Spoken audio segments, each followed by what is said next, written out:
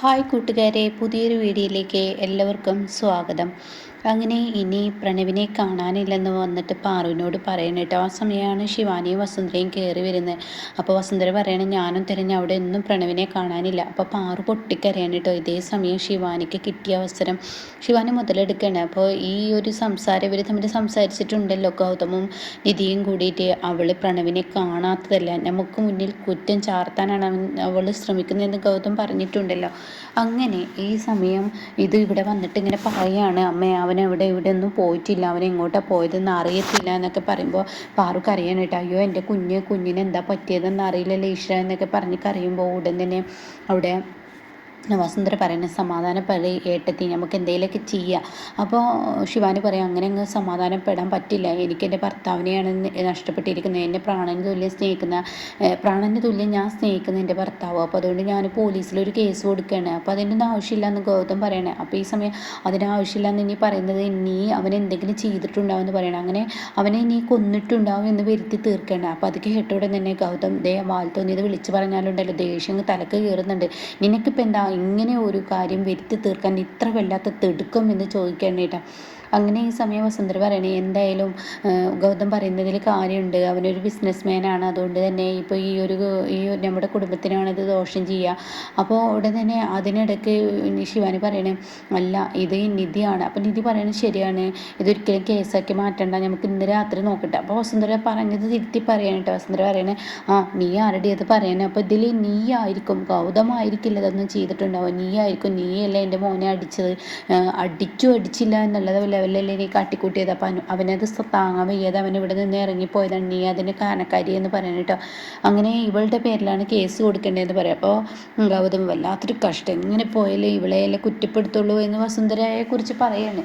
ഇതേ സമയം അമ്മ സമാധാനപ്പെട്, എന്തായാലും പാറ സമാധാനപ്പെടും, ഞാൻ എന്തായാലും പ്രണവിനെ കണ്ടെത്താം, ഇന്ന് രാത്രി അവനെ കണ്ടില്ലെങ്കിൽ നമുക്ക് പോലീസിൽ പരാതി കൊടുക്കാമെന്ന് പറയാം കേട്ടോ. അങ്ങനെ അത് പറഞ്ഞിട്ട് അങ്ങ് പോവുകയാണ് ഗൗതമും നിധിയും. എന്നാൽ ഈ സമയം പാറുവിൻ്റെ മുന്നിൽ വെച്ചിട്ട് ശിവാനി പറയണേ, ഇവിടെ ഇപ്പം എന്താ സ്വത്തുക്കളെല്ലാം അടിച്ചെടുക്കണം എന്നുള്ള ആ ഒരു മനോഭാവമാണ് മറ്റുള്ളവർക്കുള്ളിൽ. അപ്പോൾ അതുകൊണ്ട് കേസും കൂട്ടങ്ങളൊന്നും വേണ്ടായിരിക്കും. ഇപ്പോൾ ഈ രാത്രി വരെ കാത്തിരുന്ന അവർ വിചാരിക്കുന്ന ആ ലക്ഷ്യം നിറവേറ്റാൻ കഴിയുമല്ലോ, പ്രണവ് എന്ന വ്യക്തി ഇല്ലാതാവുമല്ലോ. അതോടുകൂടിയാണ് അവൻ മരിക്കുമല്ലോ, അവന് കൊട്ടേഷൻ കൊടുത്തിരിക്കുന്നതൊക്കെ ഇല്ലാതാവുമല്ലോ എന്നൊക്കെ ഇങ്ങനെ ഒരുതരം എരുതിയിൽ എണ്ണ ഒഴിക്കുന്ന സംസാരിക്കാനായിട്ടോ. അത് കേൾക്കുന്നതിനോട് കൂടി ഉടനെ തന്നെ പാറുവിന് ടെൻഷനാവുകയാണ്. എന്താ ശിവാനി, അമ്മേ എനിക്ക് എൻ്റെ ഭർത്താവിനെ നഷ്ടപ്പെടുമ്പോൾ അമ്മയുടെ മകനെയാണ് നഷ്ടപ്പെടുന്നത്, അമ്മ ചിന്തിക്കണം, പോലീസിൽ കേസൊന്നും കൊടുക്കാതിരുന്ന് ഇങ്ങനെയൊക്കെ തന്നെ ഉണ്ടാവുക എന്ന് പറയുന്നത് കേട്ടോ. അങ്ങനെ അത് പറഞ്ഞിട്ട് അവിടെ നിന്നും ശിവാനിയും പോവാണ്. പിന്നീടാണെങ്കിലോ പാറുവും അതുപോലെ തന്നെ വസുന്ധരയെ അപ്പുറം പോകുന്നുണ്ട് കേട്ടോ. ഇതേ സമയം ഗൗതമാണെങ്കിൽ റൂമിൽ ചെന്നിട്ട് നിധിയോട് പറയണം, നിധി നീ ഒരു കാര്യം ചിന്തിച്ചോ, അവൾക്ക് പ്രണവിനെ കാണാതായതിലല്ല ശ്രദ്ധ, അവൾ എങ്ങനെയെങ്കിലും എൻ്റെ തലയിലും നിൻ്റെ തലയിലും ഈ കുറ്റം ചാർത്താനാണ് ശ്രമിക്കുന്നത്. അപ്പോൾ അതിനർത്ഥം എന്താ, അതിലെന്തോ ഒരു ദുരൂഹതയില്ലേ, അവൾ മനഃപൂർവ്വം എന്തോ പ്രണവിനെ ചെയ്തിരിക്കുകയാണ്, എനിക്ക് തോന്നുന്നത് അങ്ങനെയാണ്. അതുകൊണ്ട് ഇതങ്ങനെ വെറുതെ വിടാൻ പറ്റത്തില്ല, നമുക്ക് അവളോട് ചെന്ന് ചോദിക്കാമെന്ന് പറയട്ടെ. അപ്പോൾ ഇത് കേൾക്കുന്നത് നിധി, ഗൗതം പറഞ്ഞത് ശരിയാണ്, പക്ഷേ ഇത് അവളോട് ചോദിക്കാനോ അതിനെ തല്ലൂടാനോ ഒന്നും നിൽക്കാതിരിക്കണം. ഇപ്പോഴത്തെ അവസ്ഥ എന്തുകൊണ്ട് നിൽക്കാൻ പറ്റത്തില്ല എന്ന് നീ പറയുന്നത്, നിൽക്കണം, കാരണം അവളെ ചോദ്യം ചെയ്യണം, എങ്കിലാണ് അവളെ ഈ താണ്ഡവം നിൽക്കത്തുള്ളൂ എന്ന് പറയട്ടെ. അപ്പോൾ അത് കേട്ടോടെ തന്നെ ഇതൊരു ചെറിയ പ്രശ്നമാണ്, അവളാണെങ്കിൽ ഒരു ചെറിയ തീപ്പൊരി കിട്ടാൻ വേണ്ടി കാത്തിക്കുകയാണ്. എന്തായാലും ഇപ്പോഴത്തെ അവസ്ഥയിൽ വസുന്ധരാൻ്റെ അവളുടെ കൂടെ നിൽക്കും. അതുകൊണ്ട് തന്നെ അമ്മക്കാണെങ്കിലോ ഒരു മനസ്സമാധാനം നഷ്ടപ്പെട്ട് നിൽക്കുന്ന ഈ അമ്മയുടെ മുന്നിൽ ഇങ്ങനെയൊക്കെ പറഞ്ഞു കഴിഞ്ഞാൽ അവൾ കൊളുത്തുന്ന ഓരോ വെടിക്കെട്ടിനും അതിന് ശക്തി കൂടും. അതുകൊണ്ട് തന്നെ നമുക്കിപ്പോൾ എവിടെ മിണ്ടാതിരിക്കുകയാണ് നല്ലത്, മിണ്ടാതിരുന്നാൽ ഇതിനൊരു സത്യം പുറത്ത് വരില്ലല്ലോ, അവളാണ് ഇതിന് കാരണക്കാരി എന്നാണ് എനിക്ക് തോന്നുന്നതെന്ന് പറയട്ടോ. ഗൗതം ഞാൻ പറയുന്നതൊന്ന് ക്ഷമിക്കുമെന്ന് പറയട്ടോ. പിന്നീട് കാണിക്കുന്നത് ശിവാനിയെ തന്നെയാണ്. ശിവാനി ഇങ്ങനെ അങ്ങോട്ടും ഇങ്ങോട്ടും നടക്കുക, എന്താ പോലീസ് വരാത്ത അവരിവിടെ നിന്ന് ഇറങ്ങുന്നതിന് മുന്നേ പോലീസ് വരണമല്ലോ എന്നൊക്കെ എന്നെ ചിന്തിച്ച് നിൽക്കുമ്പോൾ പാറു പുറത്തോട്ട് വരികയാണ് കേട്ടോ. അപ്പോൾ പാറു വന്നിട്ട് തന്നെ ഗൗതം വീണ്ടും പുറത്തോട്ട് വരികയാണ്. അപ്പോൾ ഗൗതം പറയണേ, ഇനി ഇതിങ്ങനെ നേരം വൈകിച്ചാൽ ശരിയാവില്ല, ഞാൻ എന്തായാലും പുതിയൊരു എൻ്റെ ഒരു DYSP ഉണ്ടല്ലോ, അയാളോട് ചെന്നിട്ട് കാര്യങ്ങൾ പറയട്ടെ, രഹസ്യമായി അന്വേഷിക്കാൻ പറയാം, പരസ്യമായി അന്വേഷിക്കണ്ട എന്ന് പറഞ്ഞിട്ട് പുറത്തിറങ്ങാൻ നിധിയോട് പറഞ്ഞിട്ട്. അപ്പോഴാണ് കേട്ടോ ശിവാനി അവിടെ നിൽക്കുന്നത്. അപ്പോൾ ശിവാനി പറയും, എങ്ങോട്ടാണ് നിങ്ങൾ പോകുന്നത്? ഇന്ന് രാത്രി വരെ ഈ ഗൗതം പ്രണവിനെ കുറിച്ച് യാതൊന്നും അന്വേഷിക്കണ്ട എന്ന് പറഞ്ഞത് എന്തിനാ? നിങ്ങൾ എന്തെങ്കിലും ചെയ്യാൻ ഉദ്ദേശിച്ചിട്ടാണ്? അപ്പോഴേക്കും പാറു അങ്ങോട്ടേക്ക് എത്തുക. അപ്പോൾ പാറു എന്താ മോനെ, എൻ്റെ മോനെക്കുറിച്ച് എന്തെങ്കിലും വിവരം കിട്ടിയില്ല? ഇല്ല അമ്മ, വിവരം കിട്ടിയിട്ടില്ല, ഞാൻ അവനെ അന്വേഷിക്കാൻ വേണ്ടി പോവുക തന്നെയാണ് എന്ന് പറയട്ടോ. അപ്പോൾ കാണാം ഗൗതമിൻ്റെ മുന്നിലോട്ട് പോലീസ് കടന്നു വരുന്നു കേട്ടോ. പോലീസിനെ കാണുമ്പോഴേക്കും വസുന്ധര എത്താണ്. അപ്പോൾ തന്നെ എന്താ സാറ് എന്നിങ്ങനെ ചോദിക്കുകയാണ്. അപ്പോൾ എസ് ഐ പറയണേ, അതെ നിങ്ങളെ അറസ്റ്റ് ചെയ്യാനാണ് വന്നത്. എന്നെ അറസ്റ്റ് ചെയ്യാനോ? അപ്പോഴേക്കും വസുന്ധര ചോദിക്കുകയാണ്, എൻ്റെ മകൻ ഗൗതമിനെ എന്തിനാണ് നിങ്ങൾ അറസ്റ്റ് ചെയ്യുന്നത്? അത് കേട്ടാണ് തന്നെ എസ് ഐ പറയണേ, ഇവൻ്റെ പേരിൽ ഒരു പരാതി കിട്ടിയിട്ടുണ്ട്, ഇവനൊരു തട്ടിപ്പ് കേസ് നടത്തിയിട്ടുണ്ട്, തട്ടിക്കൊണ്ടൽ കേസ് നടത്തിയിട്ടുണ്ട്, ഒരാളെ മിസ്സയക്കണേ, അപ്പോൾ ഇവനാണ് അതിൻ്റെ ബാക്കിൽ കളിച്ചത് എന്നുള്ള പരാതി. അത് കേട്ടോടെ തന്നെ പാറു ചോദിക്കുക, ആരാ പരാതി എന്ന്? നിൽക്കുന്ന ശിവാനി എന്ന് പറയാം കേട്ടോ. അപ്പോൾ തന്നെ ഗൗതം ചോദിക്കുക, എന്താ ശിവാനി, നിനക്ക് എന്തെങ്കിലും പ്രശ്നമുണ്ടോ? അപ്പോഴേക്കും നിധി പറയണേ, എടി നീ എന്താണ് ഈ ചെയ്യുന്നത്? ഗൗതം എന്ന് പറയുന്ന വ്യക്തി ഈ ഗൗതമിൻ്റെ അനിയനാണ് കാണാതിരിക്കുന്നത്. അവന് അതിൻ്റേതായ ഒരു ഉത്തരവാദിത്വം ഇല്ലേ? നീ ആരാ? പ്രണവിൻ്റെ ഭാര്യയാണ്. അതിനേക്കാൾ കൂടുതൽ രക്തബന്ധം ഈ പറയുന്ന ഗൗതമിനല്ലേ? അത് കേട്ട ഉടനെ രക്തബന്ധത്തിൻ്റെ കാര്യമൊന്നും പറയണ്ട, ഇവിടെ രക്തബന്ധമൊന്നുമില്ല, അതുകൊണ്ട് നിർത്തിയേക്കത് ചെയ്തത് ഗൗതം തന്നെ. അപ്പോൾ വസുന്ധര ചോദിക്കുക, എന്താ ശിവാനി നീ കാണിക്കുന്നത്? എന്നോടൊരു വാക്ക് പറഞ്ഞിട്ടാണോ നീ ഈ കേസ് കൊടുത്തത്? അപ്പോൾ ഉടൻ തന്നെ ശിവാനി പറയണേ, അങ്ങനെ ആരോടും വാക്കൊന്നും തരാൻ എനിക്ക് പറ്റത്തില്ല, കാരണം എനിക്ക് എൻ്റെ ഭർത്താവാണ് വലുത്. എൻ്റെ ഭർത്താവിനെ ആരെങ്കിലും എന്തെങ്കിലും ചെയ്യും, രാത്രി വരെ കാത്തിരിക്കാനൊക്കെ പറയുന്നതിൽ അതിലൊരു ദുരൂഹതയുണ്ട്. എനിക്ക് ഉറപ്പാണ് എൻ്റെ പ്രണവിന് എന്തെങ്കിലും ചെയ്യാനാണ്, പറഞ്ഞ ആ സമയത്തിനുള്ളിൽ തീർക്കാനായിരിക്കും. അപ്പോഴേക്കും പാറു പറയണേ, എന്തൊക്കെയാണ് ശിവാനി നീ വിളിച്ച് പറയുന്നത്?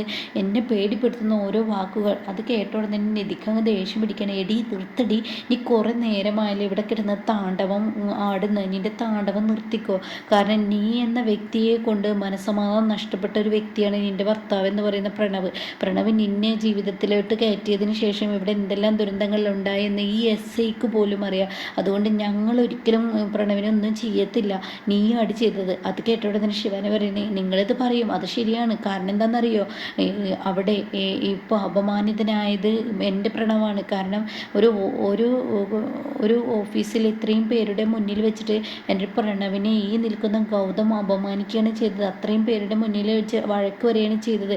ഒരു കൊച്ചു കുഞ്ഞിനെ പോലെ ഒരാളും ഇങ്ങനെ ചെയ്യില്ല. അത്രയും വലിയ അപമാനമാണ് പ്രണവിന് ഉണ്ടായിട്ടുള്ളത്. പിന്നെ അത് കഴിഞ്ഞതിന് ശേഷം നിങ്ങൾ രാത്രിയിൽ പ്രണവിനെ അടിക്കാനും കഴിയുന്നില്ലേ? ഇത്രയ്ക്ക് പോരെ പ്രണവിൻ്റെ മനസ്സമാധാനം നഷ്ടപ്പെടാം. അപ്പോൾ അത് കേൾക്കുന്ന വസുന്ധര പറയണ, അത് ശരിയാണ്, ഇവളെ വേണമെങ്കിൽ അറസ്റ്റ് ചെയ്തോ, ഈ നിൽക്കുന്ന ഗൗതം ഇതിൽ പ്രതിയല്ല. അങ്ങനെ ഈ സമയം ഗൗതം പറയാം, ആരും ആരെയും അറസ്റ്റ് ചെയ്യില്ല, നിങ്ങളുടെ പരസ്പരം പോരൊന്ന് നിർത്തുന്നുണ്ടോ? പ്രണവ് എൻ്റെ അനിയനാണ്, എൻ്റെ അനിയനെ കണ്ടെത്തണം എങ്ങനെയെന്ന് എനിക്കറിയാം, അതുകൊണ്ട് തന്നെ ഞാൻ ഇതിൽ എന്താ വേണ്ടതെന്ന് ഞാൻ ചെയ്തോളാം. സാർ ഒരിക്കലും എന്നെ അറസ്റ്റ് ചെയ്യാനൊന്നും പറ്റത്തില്ല. അത് കേൾക്കുന്ന SI പറയണേ, നിർത്തടോ, താൻ ആരോടോ അറസ്റ്റ് ചെയ്യാൻ പറ്റത്തില്ല എന്ന് പറഞ്ഞത്? സാർ ഞാൻ സത്യത്തിൽ എൻ്റെ അനിയനെ കാണാത്തതിൽ DYSPയുടെ അടുത്തോട്ട് പോവുകയായിരുന്നു, അയാൾ എൻ്റെ കൂട്ടുകാരനാണ്. നീ DYSPയെ പറഞ്ഞ് എന്നെ പേടിപ്പെടുത്തുന്നു എന്നാൽ അത് വേണ്ടട്ടോ. ഞാൻ ഇവിടെ ചോദ്യം ചെയ്യാൻ വന്നിട്ടുണ്ട്, ഞാൻ ചോദ്യം ചെയ്യും. എടോ, തൻ്റെ അനിയനെ ഈ തട്ടിക്കൊണ്ടുപോയി എന്ന് അനിയൻ്റെ ഭാര്യ പറഞ്ഞു കഴിഞ്ഞാൽ എനിക്ക് തൻ്റെ നേരെ കേസ് എടുത്തേ പറ്റുള്ളൂ, തന്നെ ചോദ്യം ചെയ്തേ പറ്റുള്ളൂ. അതുകൊണ്ട് ജീപ്പിലോട്ട് കയറുമെന്ന് പറഞ്ഞിട്ട് പ്രണവിനെ തട്ടിക്കൊണ്ടുപോയി എന്ന പരാതി ശിവാനി കൊടുത്തതിൽ ഗൗതമിനെ പിടിച്ചു വലിക്കുമ്പോൾ ഗൗതം ഒരൊറ്റ തട്ടങ്ങ് കൈ തട്ടണം കേട്ടോ. അപ്പോൾ ഈ സമയം വസുന്ധര പറയുന്നത്, ഒരിക്കലും എൻ്റെ മോന് ചെയ്യില്ല, നിൽക്കുന്ന നിധിയാണ്, അവളെ അറസ്റ്റ് ചെയ്തത്. അപ്പോഴേക്കും ഗൗതം പറയണത്, നിങ്ങളൊന്നും മിണ്ടാതിരിക്കുന്നുണ്ടോ എന്ന് പറയും കേട്ടോ.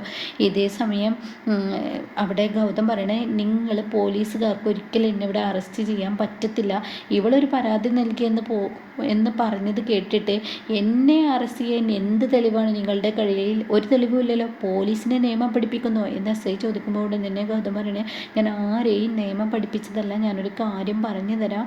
അതാ ഈ കാണുന്ന CCTV ദൃശ്യങ്ങൾ, അതായത് ഞങ്ങളുടെ വീട്ടിൽ 4 പുറവും ഉള്ളും പുറവും ഒക്കെ CCTV ആണ്.